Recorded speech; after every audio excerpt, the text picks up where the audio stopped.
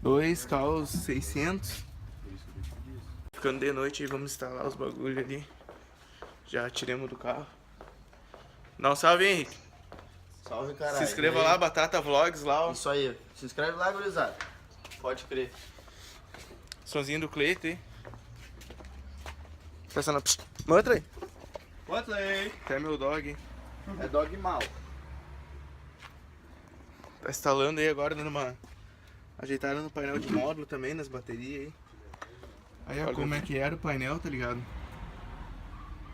Aí daí nós vamos adaptar não, fazer agora aqui certinho com fiação embutida aí. E vamos tá botando aí, o painel vai ficar fixado aqui atrás do banco.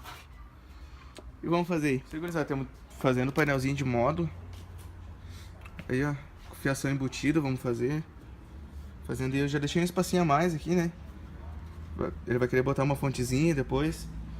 Cara, esse som ele comprou usado aí. Não é querer falar nada, mas... Ah, o troço tava de uma maneira assim que vocês não têm noção como é que tava.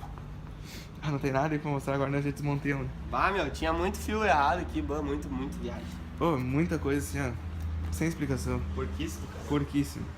Terminar de montar aí, de instalar aí, já tá à noite. E mostro pra vocês aí como é que vai ficar o projeto. Terminei de montar o painelzinho. Ficou assim, ó. Fiação aí, o SD 1500. Agora só falta botar aqui os fios dos falantes. E aqui também o fio das cornetas, né? Das vozes. E daí agora ligar lá no rádio. E era isso aí. Terminar ali de fazer, carregar as baterias ali. E depois já mostro pra vocês aí como é que vai ficar o final do projeto aí. Aí, gurizada. Instalamos aí tudo certinho. Agora estamos terminando aí fazer a instalação do rádio. Painel de módulo ali, ó.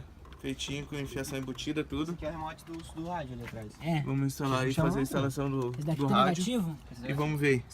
Aí, gurizada, como é que ficou pronto aí? Ali só ficou os fios por causa da bateria. Olha no porta-malas aí como é que ficou. Montadinho, os carros 600. Caixinha, corneteira. Duas D200, dois ST200. E Já era, meu. Só dali. era isso aí. Aí ó, radinho Pioneer. Módulo, crossover, controlezinho de longa. E era isso aí, gurizada. Acabamos e finalizamos o projeto aí. Então é isso aí, se gostou, curta, se inscreva, compartilhe. E não deixe de acompanhar aí o canal. Comente aí o que tá achando dos projetos. E era isso aí.